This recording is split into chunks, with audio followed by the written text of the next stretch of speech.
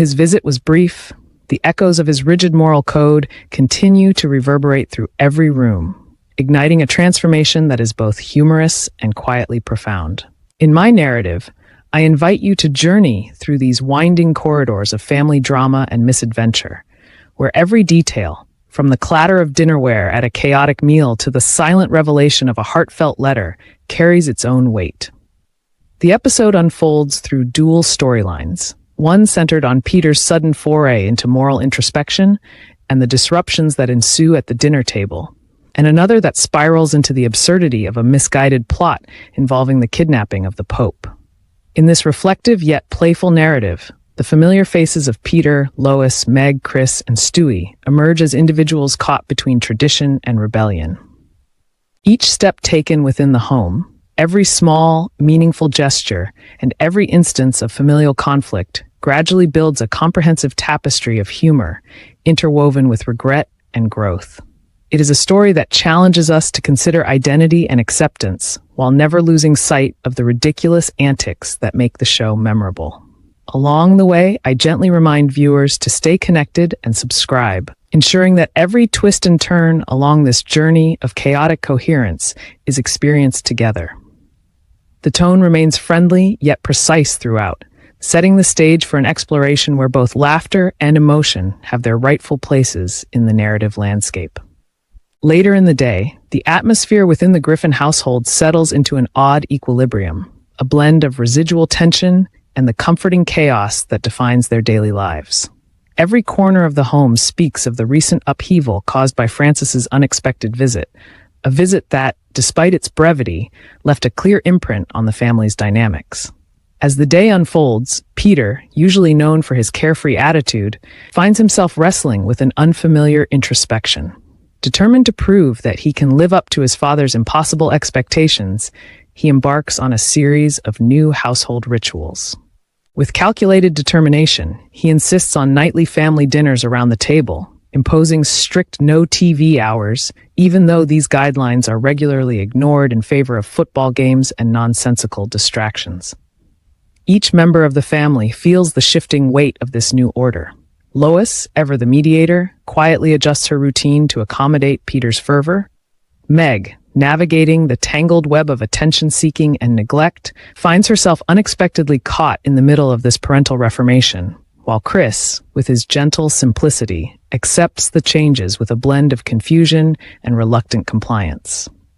Amid these adjustments, the ghostly presence of Francis lingers, a symbol not just of authoritarian rule, but of a contrasting legacy steeped in religious rigor. It is in this charged environment that every meal, every family moment, and every unspoken glance becomes a reminder of Francis's critical shadow, all while the family struggles to find a semblance of normality.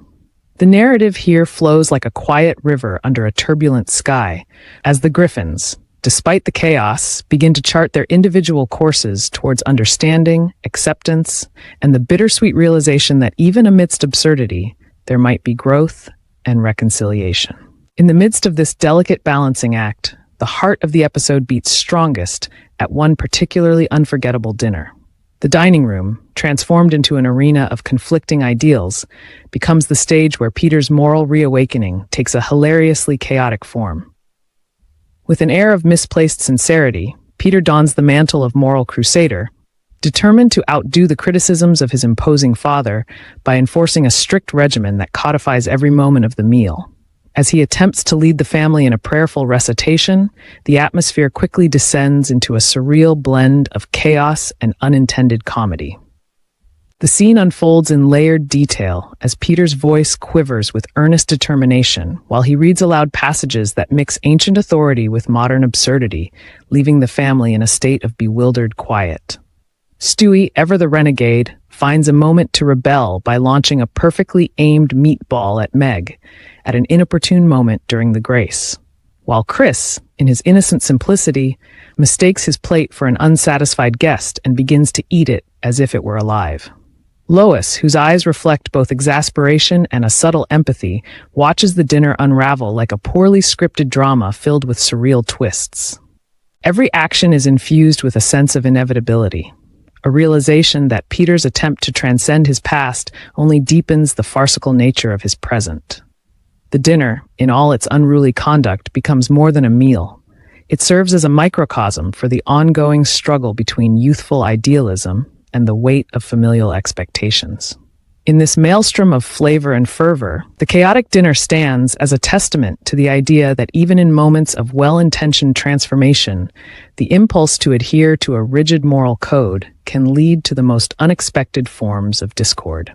Away from the omnipresent commotion of the Griffin home, Francis finds himself adapting to an entirely different atmosphere within a local Catholic boarding house. The building, steeped in tradition and echoed in the soft murmur of chanting prayers, becomes a haven for aging souls who share Francis's unwavering commitment to a life governed by stringent beliefs. In this new environment, Francis's outward anger begins to smooth into quiet introspection, a transformation catalyzed by long hours spent in solitude and hushed conversations. One day, while seated on a creaking wooden bench in a modest chapel, Francis engages in a transformative conversation with a kindly priest renowned for his open-minded approach to faith. As the priest listens intently, Francis hesitantly reveals the hidden burdens of his lifelong adherence to an inflexible doctrine, a doctrine that left little room for personal individuality, including that of his son, Peter.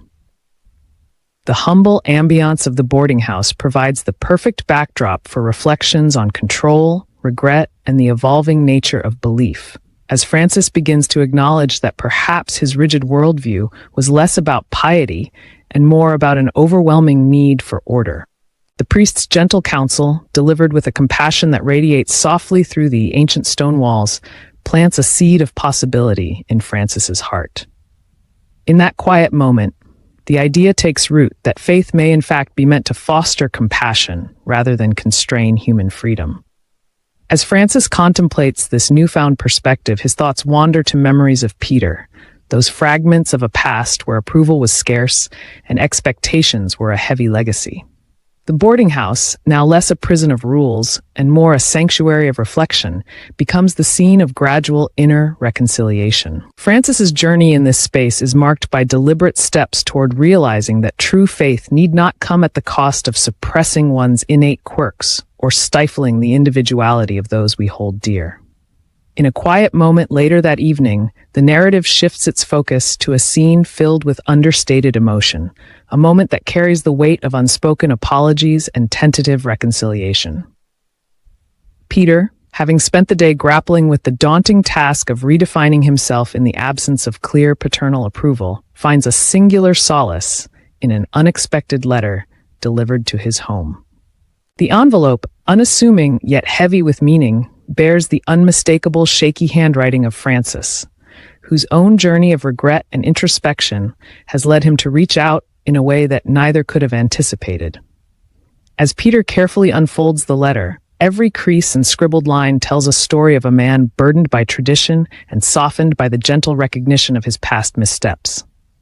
The succinct message, simple words etched with vulnerability, expresses an acceptance that Peter's unconventional approach to life, though fraught with error and mishaps, carries an inherent truth and honesty that Francis had long been unable to see.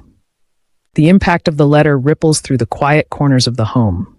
Peter's eyes glisten with unspoken emotion as he silently acknowledges that, for the first time, his father's voice carries a tender note of affirmation.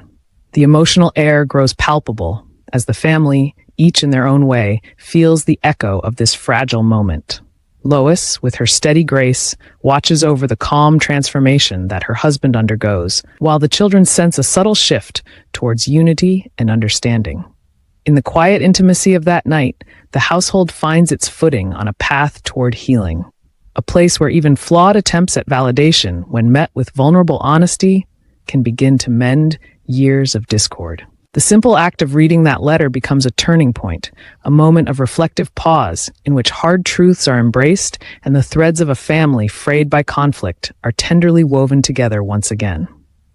As the evening shadows grow longer across the Griffin backyard, another chapter of absurdity unfolds, a subplot that echoes the underlying theme of defiance and unintended consequences. Stewie, whose indignation over his forced baptism has simmered into a determined obsession, finally completes the intricate contraption he calls his debaptizer. In the soft glow of candlelight, with every element of the device meticulously arranged, Stewie embarks on a dramatic ceremony intended to rid himself of the symbolic chains imposed by tradition. Yet in true Griffin fashion, the scene spirals into comic chaos when the contraption malfunctions, sending a torrent of holy water in an arc that inadvertently saturates Brian. The loyal family dog, caught entirely off guard, scampers away with an expression that is part disbelief and part indignation, leaving behind a trail of frantic yelps and splashes. At the same time, in a curious twist of fate that underscores the unpredictable nature of the evening, the narrative cuts to Francis, now settled into the routine of the boarding house. There, he turns his attention to the television, watching Family Feud, with a concentration that momentarily softens his otherwise fierce demeanor. When the game show host praises an answer with a sincere, "Good answer," Francis's reaction is almost tender, a fleeting smile that reveals a hidden yearning for validation in a world that rarely offers it. This juxtaposition of scenes, the chaotic, candlelit debaptizing in the Griffin backyard and Francis's quiet, introspective moment with the game show, beautifully encapsulates the episode's essence. Both narratives, wildly different in their execution, underscore that even in the midst of outlandish humor, there exist moments laden with emotional truth and the universal quest for recognition and reconciliation. As the narrative reaches its climax, the tale takes an even more surreal twist, with a storyline that pushes the limits of absurdity and introspection in equal measure. In an impulsive bid to finally earn his father's approval, Peter hatches an outlandish plan to kidnap the Pope during his visit to Boston. The plan, devised in an earnest but misguided attempt at vindication, quickly unravels into a spectacle of comedic bedlam. The Pope, whose arrival was meant to be a moment of solemn ceremony, instead finds himself swept into a whirlwind of confusion and unintentional hilarity as Peter's antics escalate beyond control. The ensuing chaos draws the entire Griffin family into a scenario that oscillates between farce and stark self-realization. Amid the pandemonium that ensues in a haphazardly set-up secular church, Peter finds himself confronting the consequences of his desperate need for paternal validation. Each frantic moment, every far-fetched maneuver, leads him inexorably toward a point of quiet epiphany. He recognizes that the pursuit of his father's approval has cost him more than he anticipated. In a reflective pause that follows the storm of bizarre events, Peter is seen alone in a church pew, the weight of his actions settling upon his shoulders. It is here, in the silent aftermath of an absurd plan gone awry, that the journey towards self-redemption truly begins. Even as fleeting moments of humor, such as Quagmire's short-lived attempt at impersonating a priest, add levity to the scene, the underlying message rings clear. The narrative, in its final cadence, affirms that forging one's own identity requires the courage to defy outdated expectations and embrace an imperfect, yet authentic self.